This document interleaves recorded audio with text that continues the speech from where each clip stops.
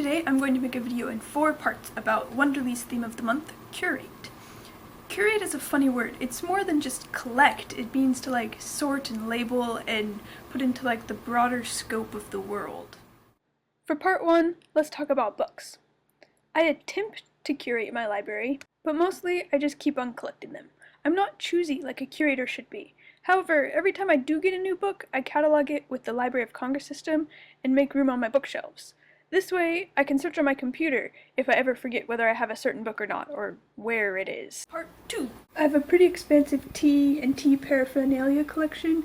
Teapots, teacups, tea infusers, loose leaf tea. I have regular tea and caffeine-free tea, fancier tea.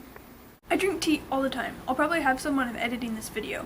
And my parents' tea collection is probably double mine. The things I collect are influenced a lot by what my parents collect.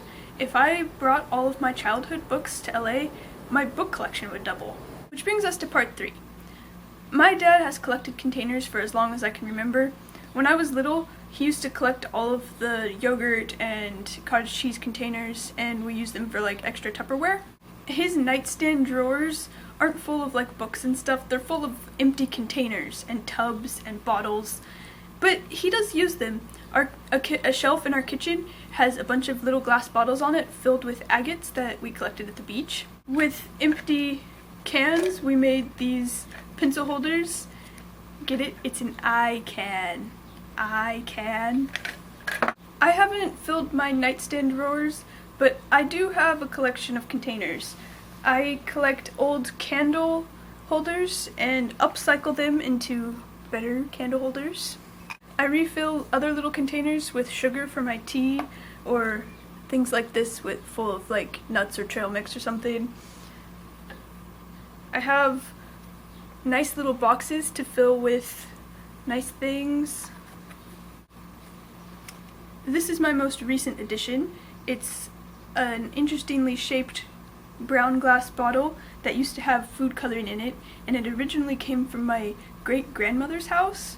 This is the kind of thing that my dad would probably pay me actual money for. Part 4. Curating inspiration. I've been reading a lot of fun books lately, but now in this last month of classes I have to start getting back to reading school stuff, and I've been dreading it. Reading for fun is inspiring, but reading for class lately has been killing my inspiration. But then I picked up this book, Sign Language and Linguistic Universals. I read the first 100 pages over 2 nights, and it's not even required for a class. I'm regretting not taking advantage of all the sign language classes at Fresno State, since they don't even offer one here. This has definitely rekindled my desire to read for school.